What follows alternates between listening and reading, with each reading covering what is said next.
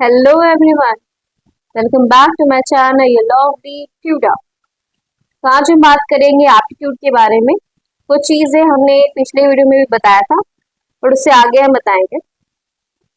You may observe in your class कि कुछ कुछ सर्टेन एरियाज होते हैं जहाँ पर कुछ पर्सन उसमें अच्छा परफॉर्म करता है। अब कुछ पर्सन का मतलब क्या है देखते हैं। एग्जाम्पल, सम इंटेलिजेंट स्टूडेंट जो होते हैं वो उस कैटेगरी मतलब एग्जाम्पल लेते हैं, जैसे कि एक तो हो गया अकेडमिक में, ठीक है, और एक हो गया म्यूजिकल में, ठीक है, म्यूजिक में।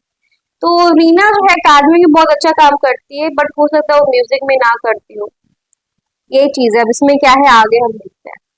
उसका एप्टीट्यूड म्यूजिक में ना हो, देखते हैं। तो आपको जब भी मैथ में प्रॉब्लम आता होगा तो हो सकता है आप अमन को हेल्प के लिए मांगते हो, प्लीज मुझे हेल्प कर दो। अगर लिटरेचर में दिक्कत आता होगा तो आप अविनाश से बात करते हो, प्लीज अविनाश मुझे मदद कर दो, मुझे नहीं लिटरेचर हो रहा है। सबनम को आप रिक्वेस्ट करते होगे कि आप कुछ गाना गाएं, है ना, एनुअल फंक्शन के लिए। जॉन को आप कोई प्रॉब्लम, अगर आपको बाइक में हो तो आप जॉन को बोलो प्लीज मेरा मदद कर दो, मेरे बाइक में कुछ प्रॉब्लम आ गया है। यहाँ सिंपल से दिख रहा है कि अमन हो गया, अविनाश हो गया, सबनम हो गए, जॉन हो गए, इन चारों का जो एप्टीट्यूड है ये डिफरेंट एरियाज में, डिफरेंट डिफरेंट एरियाज में, तो वही चीजें बताई गई है, ठीक है। तो ये जो स्पेसिफिक स्किल्स होते हैं जिनमें पाया गया है, स्पेसिफिक स्किल्स एंड एबिलिटीज, इसी को हम एप्टीट्यूड कहते हैं। जो भी कि इसके पास स्पेसिफिक स्किल क्या है वो चीजें हैं, तो वो स्पेसिफिक स्किल्स होती है, एबिलिटीज होती है, उसी को हम क्या कहते हैं, एप्टीट्यूड कहते हैं। अब प्रॉपर ट्रेनिंग अगर लेंगे तो ये एप्टीट्यूड और भी ज्यादा इनहांस्ड हो जाएगा, ठीक है। अगर सक्सेसफुल होना है पार्टिकुलर फील्ड पे तो उस पर्सन के पास सिर्फ और सिर्फ एप्टीट्यूड जरूरी, मतलब सिर्फ एप्टीट्यूड रहेगा तो नहीं होगा, उनके साथ में इंटरेस्ट भी रहना बहुत इंपॉर्टेंट है। दोनों में डिफरेंस बताते हैं कि एप्टीट्यूड और इंटरेस्ट में क्या डिफरेंस है। एप्टीट्यूड ऐसा चीज है जो आपको मतलब पहले से था एप्टीट्यूड के, आपको लिखने आता है, ये चीज आता है, तो ये एप्टीट्यूड है। इंटरेस्ट क्या होता है, जो आपको खुद में प्रेफरेंस हो, आपको वो खुद पसंद हो, तभी ये दोनों कंबाइन करके आप सक्सेसफुल हो सकते हो। अगर आपका एप्टीट्यूड लिखने में है, राइटिंग में है, लेकिन इंटरेस्ट आपका लिखने में नहीं, इंटरेस्ट आपका सिंगिंग में है, तो हो सकता है वो सक्सेसफुल ना हो पाए। Same things in happen this, ठीक है। तो अगर आपको सक्सेसफुल होना है तो एप्टीट्यूड के साथ में आपका इंटरेस्ट भी होना चाहिए, जो एक प्रेफरेंस होता है एक पर्टिकुलर एक्टिविटी का कि हाँ ये मुझे पसंद है। और एप्टीट्यूड क्या होता है, एक पोटेंशियल होता है। बिना एप्टीट्यूड के इंटरेस्ट आ जाए तो कोई इतना फायदामंद तो बिल्कुल भी नहीं है, और एप्टीट्यूड हो लेकिन इंटरेस्ट ना हो तो इसमें भी कोई सक्सेसफुल होने का कोई चांस भी नहीं रहता है, ठीक है। तो एप्टीट्यूड क्या होता है, ये potentiality to perform that activity, ये पोटेंशियलिटी है, और इंटरेस्ट क्या है, प्रेफरेंस है। तो ऐसे याद रख सकते हो कि इंटरेस्ट क्या है, प्रेफरेंस, और एप्टीट्यूड क्या है, पोटेंशियलिटी, ठीक है। इतना याद से याद कर सकते हैं। अब क्या है ना कि एक person may be interested in a particular job, हो सकता है एक जो पर्सन हो बहुत इंटरेस्टेड हो लेकिन उनका एप्टीट्यूड ना हो तो कोई काम का नहीं है। सिमिलरली एक पर्सन हो जिनका पोटेंशियलिटी हो परफॉर्मिंग करने का जॉब का, लेकिन इंटरेस्टेड ना हो तो कोई फायदा नहीं। इन बोथ केसेस हम देखते हैं कि जो आउटकम है वो सेटिस्फैक्ट्री बिल्कुल भी नहीं है। दोनों में हम देख रहे हैं कि प्रॉब्लम ही प्रॉब्लम आ रहे हैं। तो जो स्टूडेंट होता है जिनका हाई मैकेनिकल एप्टीट्यूड होता है या फिर स्ट्रॉन्ग इंटरेस्ट होता है, दोनों के दोनों मतलब एप्टीट्यूड भी है मैकेनिकल वाला और इंटरेस्ट भी है, इंजीनियरिंग करेगा वो, है ना, सक्सेसफुल बनेगा वो। क्यों? क्योंकि उसमें एप्टीट्यूड भी है, साथ ही साथ में उसमें इंटरेस्ट भी है। दोनों के दोनों कॉम्बिनेशन जब होता है तभी वो सक्सेसफुल बन पाता है। जो मैकेनिकल एप्टीट्यूड होगा तो मैकेनिकल इंजीनियर बनेगा, साथ इंटरेस्ट भी है तो सक्सेसफुल मैकेनिकल इंजीनियर बनेगा। अब जो हमारा एप्टीट्यूड टेस्ट था, है ना, वो दो फॉर्म में डिवाइड किया जाता है, ठीक है। हो सकता है ये क्वेश्चन पूछ लिया जाए कि एप्टीट्यूड क्या होता है, एप्टीट्यूड के कितने फॉर्म्स है ना, इसको डिफाइन कीजिए, इसको एक्सप्लेन कीजिए। हैव टू राइट दिस जो हम बात करने वाले हैं। तो एप्टीट्यूड टेस्ट में दो फॉर्म्स है, एक जो होते हैं हमारे इंडिपेंडेंट, एक हमारे होते हैं इंडिपेंडेंट। इसको इंडिपेंडेंट को हम स्पेशलाइज्ड एप्टीट्यूड भी कहते हैं, टेस्ट भी कहते हैं, और एक दूसरे होते हैं मल्टीपल, जिसको हम जनरलाइज्ड भी कहते हैं। Independent specialised, multiple generalised. ऐसे इंडिपेंडेंट क्या होगा, कुछ अलग एक एक चीज पे होगा, मल्टीपल होगा मतलब जनरल जनरल चीजें होंगी, तो ऐसे याद रख सकते हैं। ठीक है, ये एप्टीट्यूड ही होते हैं, टेस्ट ही होते हैं। अब इसमें कुछ टेस्ट में clerical aptitude, mechanical aptitude, numerical aptitude और टाइपिंग एप्टीट्यूड, ये सब इंडिपेंडेंट एप्टीट्यूड टेस्ट है। ठीक है, तो ये सब इंडिपेंडेंट के बारे में बात करें, अगर आपको क्लरिकल हो गया, मैकेनिकल हो गया, न्यूमेरिकल हो गया, ठीक है, टाइपिंग हो गया, ठीक है, और इंडिपेंडेंट, ये सब चीजें क्या है, चार चीज के बारे में ना, 1 2 3 और 4, ये जो चारों चीज है CMNI, आई नहीं है, टी है, टी। तो आप ये जो चीज है उसमें आप याद रखिए कि यही चीज है जो आपको इसमें लिखना होगा। आप कैसे याद रखेंगे, क्या रे, CM आया है, CM आया है, NT, NTA जो था ना उसको ए बुला दीजिए आप, NTA करके ये याद रखिए, CMNT है ना, CMNT, इस तरीके से आप याद रखिए तो आपको याद रहेगा।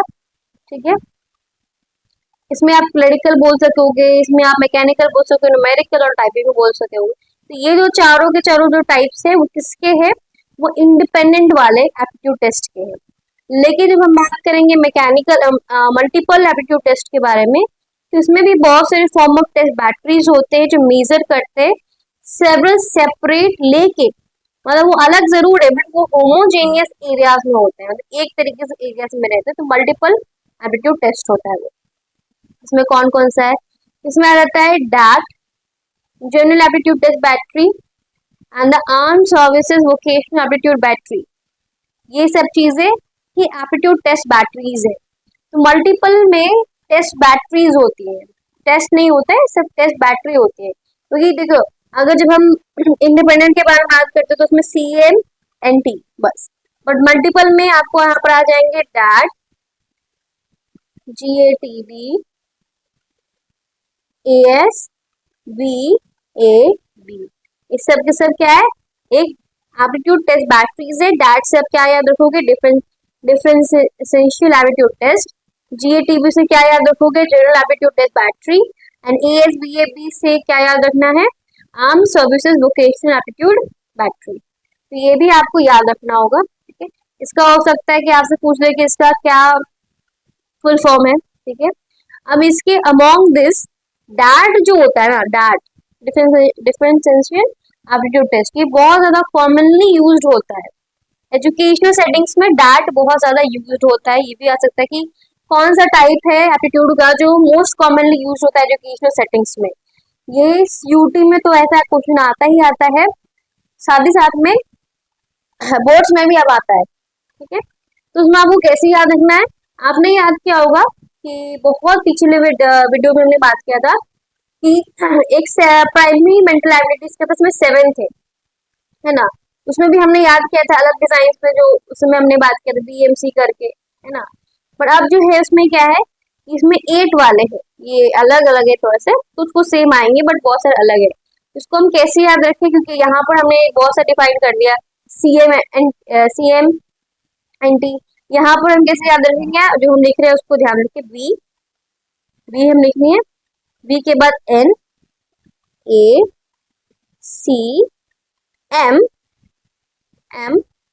SSL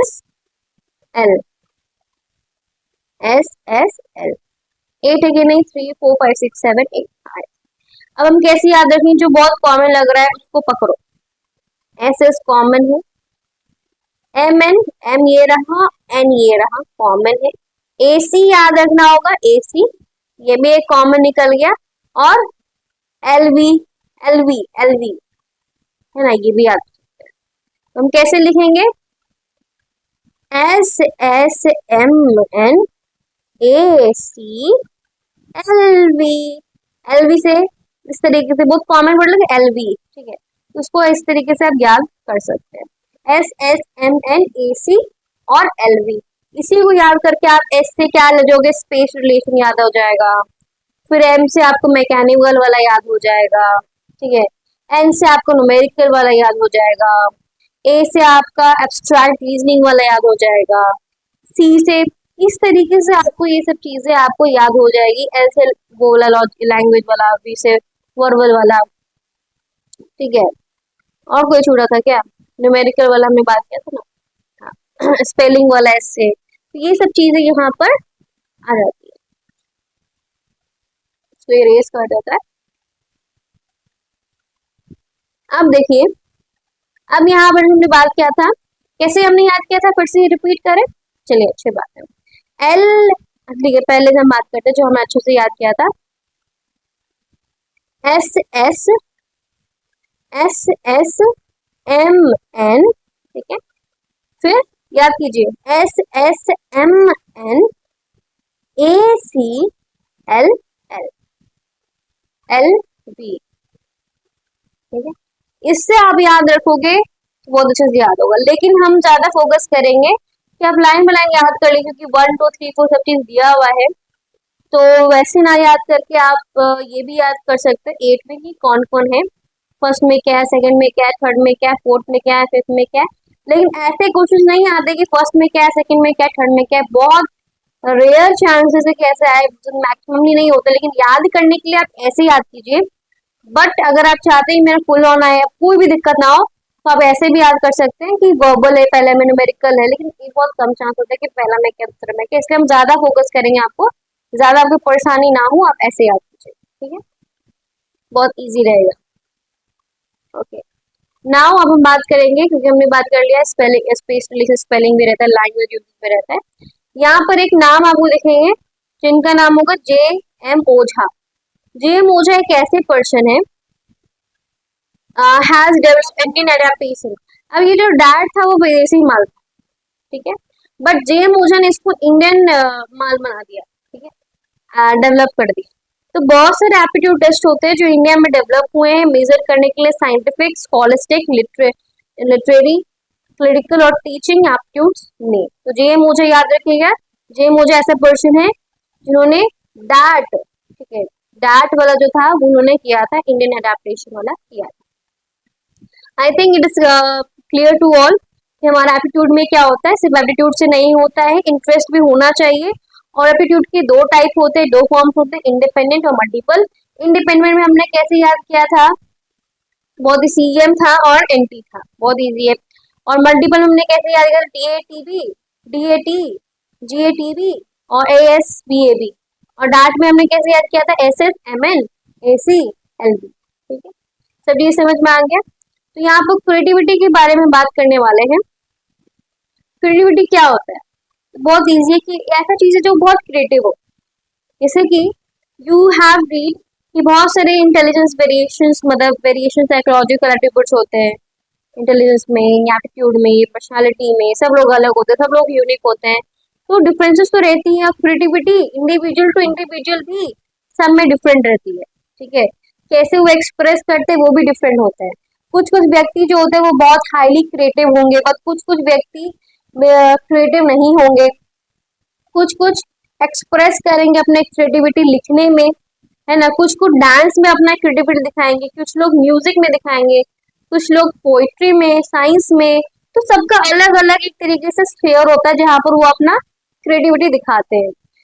इसमें क्या होता है, मैनिफेस्टेशन होता है क्रिएटिविटी, जो ऑब्जर्व किया था एक नया सोल्यूशन टू अ प्रॉब्लम, उसमें ओरिजिनल नहीं, मतलब एक तरीके से न्यू, नोवल, नई चीज है। नोवल का मतलब होता है न्यू, 11th में हमने पढ़ा था ना, तो इसमें नोवल का मतलब होता है न्यू, ठीक है। तो मैनिफेस्टेशन करते हैं क्रिएटिविटी का, जहां पर हम नए सोल्यूशन ढूंढते रहते हैं, इसके यही होता है क्रिएटिविटी। इन्वेंशन करते हैं, पोएम लिखते हैं, पेंटिंग करते हैं, केमिकल प्रोसेस होता है, कोई नया चीज हो रही है, कुछ बन गया, ठीक है। तो डिस्पाइट डिफरेंसेस इसमें एक कॉमन एलिमेंट जरूर रहते हैं कि नया और यूनिक बनाता है ना।